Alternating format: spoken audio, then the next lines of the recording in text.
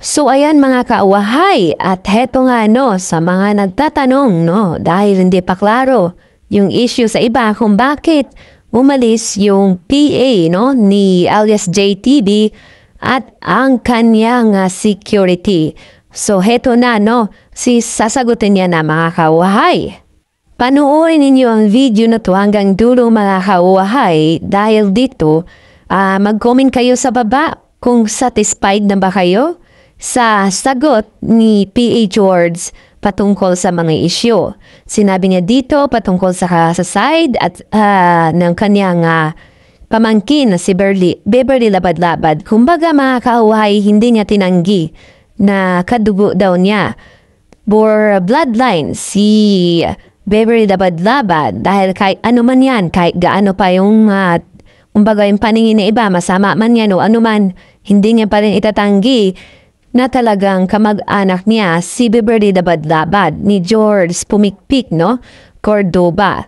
Kasi nga sa post ng kabilang barangay, yung ex-manager, tila bang parang galit na galit yung tiyahin daw, no? Ni Beverly Labad-Labad sa kanyang ginagawa sa social media. So ayan, parang tinatanggi nga niya na kumbaga pamangkin or something si Miss Beverly dahil sa issue. Ayon yan sa post na kumakala sa social media which is posted din sa account ni Eduardo Duterte mga kauhay. So heto at panoorin na natin yung sasabihin o yung mga tanong nyo, masagot nga ba ni George Pumikpik Cordoba? So heto na at simulan na natin. Ko rin yung iba, yung mga concern niya, yung mga personal na question niya na hindi ko masagot, pasensya na po talaga. Hayaan nyo. Darating ang panahon na yung mga tanungan nyo, yung mga tanong nyo, may sasagot yun.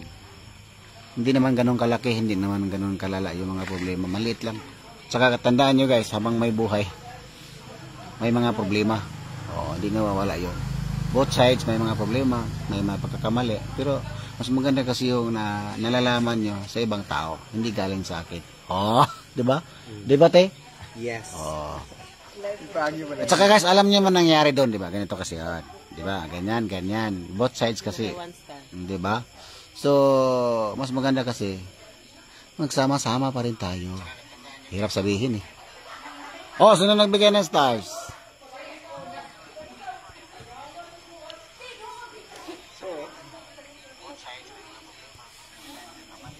Bukas mag-ano naman ako content. Yung ay content ko yung bago. Ano tawag?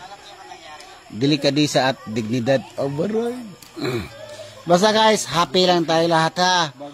Bawal sad. Ganun lang naman sa buhay. Bawal sad. Hello po. Basa muna tayo. Hayati, sino po dahilan nag-resign kayo ng saya? Oh. Wala naman pong dahilan. Nagre-resign lang ako kasi medyo yun lang. Wala naman akong nasisisi sa parang yung yung di ko lang matiis yung mga kabilang panik na parang nag-aaway yung mga comment section, kabilang side sa mga pamilya ko at saka kabilang side, parang ayaw ko lang matanggap. Hindi ko lang, parang yun lang. Parang naisip ko lang, parang masakit sa dibdib. Yun lang talaga. At saka, sa madaling sabi talaga, delikadisa. Pwede sabihin, delikadisa. Andun na tayo. Saka, dignidad din. Oh yes, aminin ko naman, hindi ko naman ikahiya yung pamangkin ko. Miss Beverly Pumikpik Labad-Labad. Dahil sa kanya, hindi naman ako makapasok kay Elias. Di ba? So, hindi ko naman, kahit sa daming nagtatanong sa akin sa tuwing may gig, nagtatanong sa comment section, hindi ko naman tinatanggi yung pamangkin ko. Dugo ko, bloodline ko talaga siya. Prososong pamangkin, hindi ko naman kinahiya. Kahit sino pa siya, kahit anong gawin ko, pamangkin ko pa rin siya, diba? At saka kabilang side naman si Elias, siyempre, from Elias, asawa niya, parang anak ko nga, kapamilya, si tatay, sa auntie, naging close ko rin sila. Siyempre, both sides, sinabi ko naman niya, parang naiipit ako, parang hindi ko kaya, parang bakit sila nag-aaway, nandito naman ako sa kabila, parang in short, parang delikadisa na rin. Anin naman yung, maganda nga yung trabaho mo, ang ganda ng araw-araw, tapos parang, yun, hindi ka masaya. Lahat naman tayo may puso at may damdamin. Yun lang. Yun lang sa akin. Alam ko naman na sa kabilang side, kay Babayley, naintindihan niya ako. Kay Elias side din, naintindihan din nila ako. Wala namang nagsasabi na umalis ka, umaya ka. Wala namang ganun eh. Kusang loob lang. Tapos yung sa mga kasamaan ko naman, sila Ramil at saka si Marvy, as being close-in bodyguard at security, hindi ko sila, hindi sila ba ibig sabihin yan? Kusang loob din sila. Pag sinabi, bro, pag alis ka, anong bang gawin nandito? Alis na rin kami. Oh, sila nagdesisyon nun, hindi ako. Gusto lang sumama sa akin, hindi, sige. Tsaka yung sa banda, manawagan ako sa banda, guys, pasensya na sa inyong lahat, parang hindi ako nagpaalam sa inyo kasi nga, parang baka iiyak ako sa harapan nyo, nakakahiya. Hayaan mo na. Pero si Third at saka si Jackie, si Jack, iyakan kami sa harap, wala tayong magawa, nasa halabas kayo eh. Alam nila, pero yung iba, hindi ako nagpapaalam kasi nga, yun nga, nakakahiya. Parang kaya iiyak ko sa harapan nyo.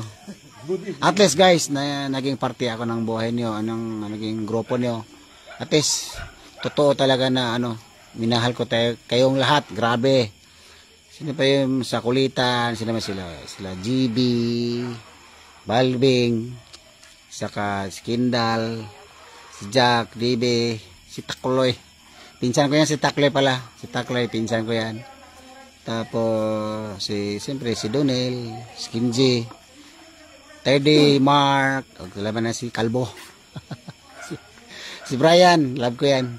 Si Brian, at saka sana isa? Joy. Siyempre, yung dalawang anak-anakan ko dyan, si Ryan at saka si Bal. At saka yung pinakamalakas na anak-anakan ko dyan, si Elias Baby. Yun ang pinakamalakas sa akin na anak-anakan.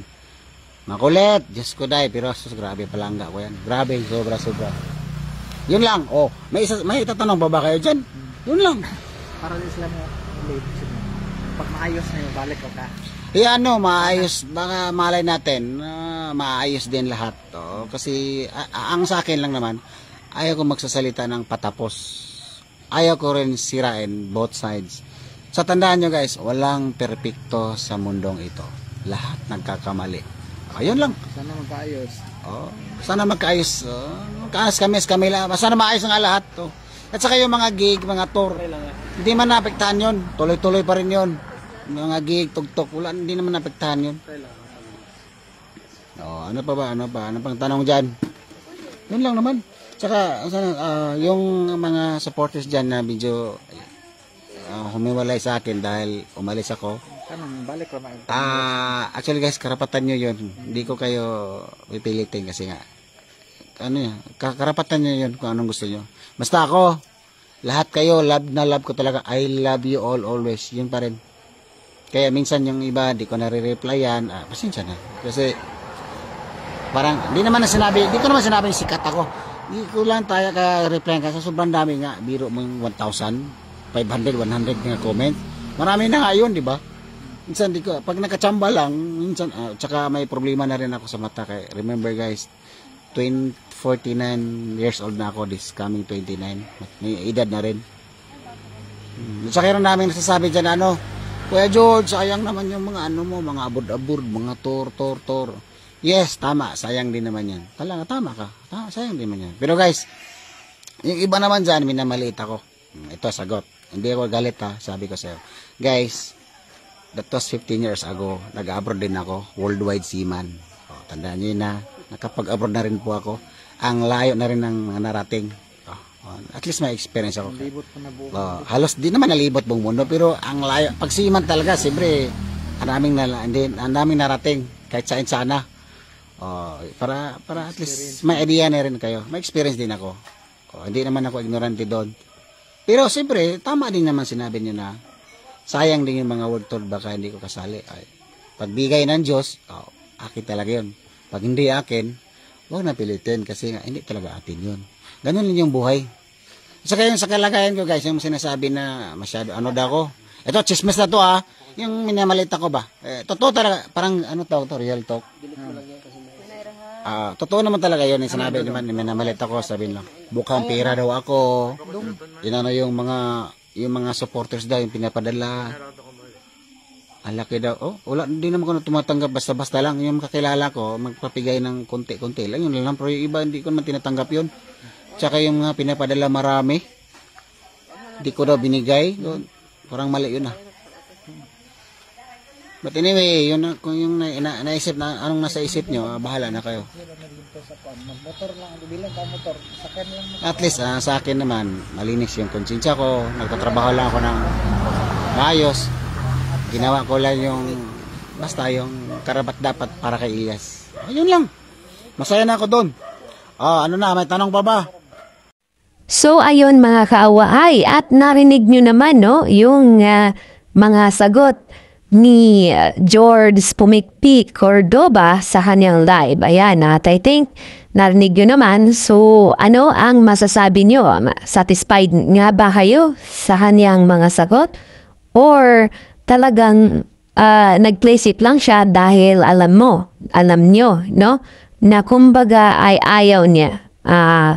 Kumbaga gumit na lang siya, ayaw niya masangkot na baka pagsabi siya na hindi maganda at lalo pa matrigger yung issue. So ayun, mga kauwahay, no?